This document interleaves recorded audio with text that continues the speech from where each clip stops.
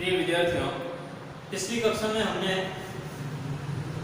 लाभ की चूड़ियां जो कि कामतानाथ द्वारा लिखित पाठ को पढ़ा, उसका पहला भाग था। आज हम उसी का दूसरा भाग पढ़ेंगे जिसमें किस प्रकार से एक लेखक का अपने ननिहाल जाना और वहां पर ननिहाल जाने का भी प्रमुख कारण था इनका कि लाभ की चूड़ियां बनाने वाला बदलू मणिहारा जो कि इसके ननिहाल के गांव का था और वह एक ऊंचे स्थान पर उसका घर था और वहां उसके घर के सामने खुला मैदान था। उस मैदान में एक नीम का पेड़ है, पुराना नीम का पेड़, उसके नीचे वो बैठकर लाभ की चूड़ियां बनाने का काम करता है।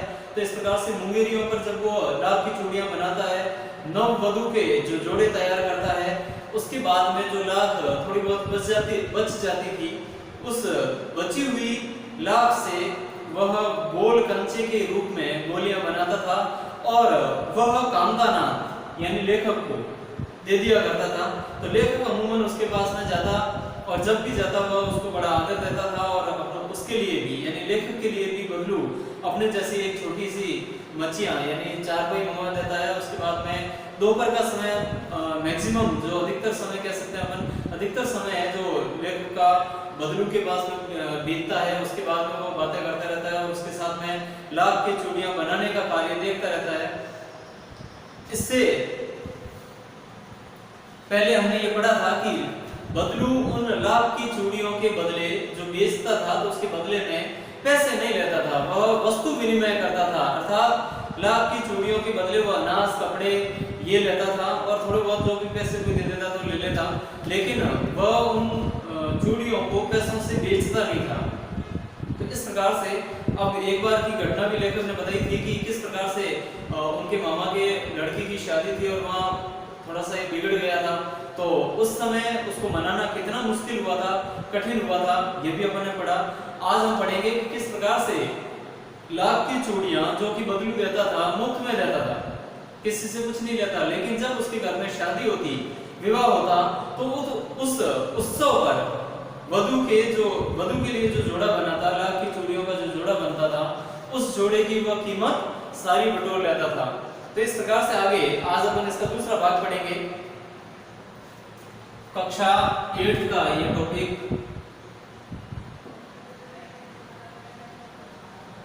लाभ की चूड़ियां। लेखक बताते हैं कि यदि संसार में बदलू को किसी बात से चिढ़ थी तो वह थी कांच की चूड़ियों से। यदि बदलू को किसी बात से चिढ़ थी यानी गुस्सा आता था या क्रोध था तो वह था कांच की चूड़ियों पर। क्यों? क्योंकि वह स्वयं लाभ की चूड़ियां बनाता था जो कि अच्छी थी। हालांकि वो पहनने में हाथ के लिए भारी होती है, परंतु फिर भी उनका जो स्वरूप होता है, उनका जो रूप निखरता है वो अलग ही होता है। यदि किसी भी स्त्री के हाथ में से कांच की चूड़ियां दिख जाती तो वह अंदर ही अंदर फूट उठता और कभी कभी तो 2-4 बातें भी सुना देता। यदि किसी स्त्री के हाथ में वह कांच की चूड़ियां देखता तो अंदर ही अंदर यानी मन ही मन वो क्रोधित होता, गुस्सा होता और 2-4 बातें भी कई बार कह देता था। मुझसे तो वह घंटों बातें किया करता, यानी लेखक कह रहे हैं कि मुझसे तो वो कई घंटे इस प्रकार से बैठकर बातें करते थे। इस पहले भी जिक्र आया था कि दोपहर का अधिकतर समय ननिहाल में लेखक का बदलू के पास निकलता था, बीतता था। कभी मेरी पढ़ाई के बारे में पूछता, कभी मेरे घर के बारे में और कभी यहाँ शहर के जीवन के बारे में। मैं शहर में रहता था, लेखक कह रहा है कि मैं शहर में रहता था तो शहर की जो घटनाएं थी उनके बारे में, उनके हालचाल पूछता रहता, कभी मेरे परिवार के बारे में, कभी मेरी पढ़ाई के बारे में। मैं उससे कहता कि शहर में सच सब कांच की चूड़ियां पहनते हैं। शहर में मैं जब भी ये बात बताता कि शहर में सारे लोग क्या करते हैं, कांच की चूड़ियां जो औरतें होती है वो पहनती है, तो वह उत्तर देता, क्या उत्तर देता, शहर की बात और है लला, वहां तो सभी कुछ होता है। शहर की बात तो और है लला, वहां तो सभी कुछ होता है। वहां तो औरतें अपने मर्द का हाथ पकड़कर सड़कों पर घूमती भी हैं और फिर उनकी कलाइयां नाजुक होती है ना। वहाँ शहर में मतलब ये बता रहा कि और भी होता है, वहाँ का रीति रिवाज अलग है, वहाँ का रहन सहन अलग है, पहनावा अलग है, लेकिन गांव का, ग्रामीण परिवेश का रहन सहन, खान पान, बोलचाल और पहनावा सब अलग है।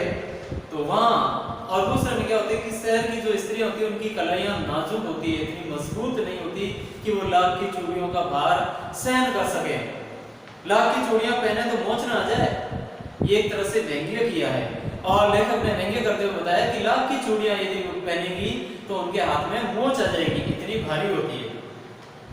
कभी कभी बदलू मेरी अच्छी खासी खातिर भी करता। जिन दिनों उसकी गाय के दूध होता वह सदा मेरे लिए मलाई बचा कर रखता, और आम की फसल में तो कहना ही क्या, मैं रोज ही उसके यहाँ से 2-4 आम खाता था। जब उसके गाय दूध देती थी उस समय तो वो मेरे लिए मलाई बचा कर रखता था, और आम के दिनों में तो कहीं क्या, आम हमेशा वहां जाकर 2-4 आम बदलू के यहाँ से खा के आता था। परंतु इन सब बातों के अतिरिक्त जिस कारण वह मुझे अच्छा लगता था वह था कि लगभग रोज ही वह मेरे लिए 1-2 गोलियां बना लेता।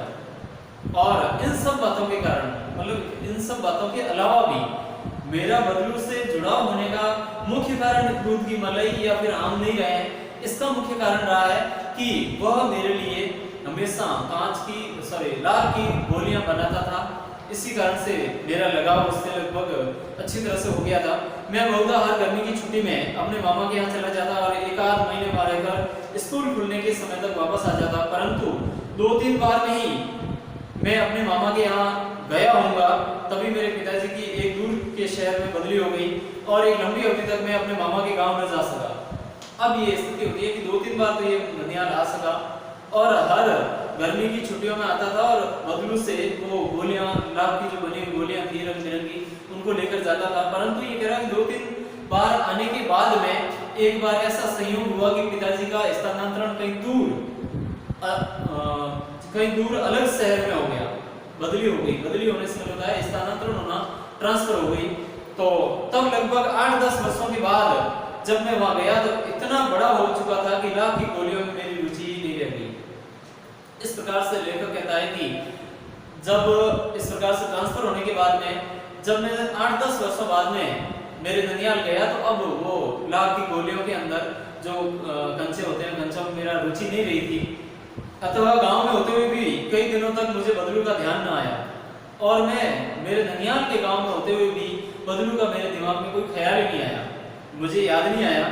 इस बीच मैंने देखा कि गांव में लगभग सभी स्त्रियां कांच की चूड़ियां पहने हैं। बिरले के हाथों में मैंने लाख की चूड़ियां देखी। बिरले का मतलब बहुत कम स्त्रियों के हाथों में मैंने लाख की चूड़ियां देखी और बाकी सब गांव की औरतों के हाथों में कांच की चूड़ियां पहनी हुई थी। तब एक दिन सहसा मुझे बदलू का ध्यान आया। तब अचानक एक दिन मुझे बदलू का ध्यान आया, याद आ गया। बात यह हुई कि बरसात में मेरे मामा की छोटी लड़की आंगन में फिसल कर गिर पड़ी और उसके हाथ की कांच की चूड़ी टूटकर उसकी कलाई में घुस गई और उससे खून बहने लगा। याद तब आया जब वास्तविकता देखी जाए तो जब मेरे मामा की लड़की, बरसात का मौसम था, उसमें आंगन में फिसल कर गिर जाती है और उसके हाथ में पहनी हुई कांच की चूड़ी टूटकर उसकी कलाई में घुस जाती है और उससे खून निकलने लग जाता है।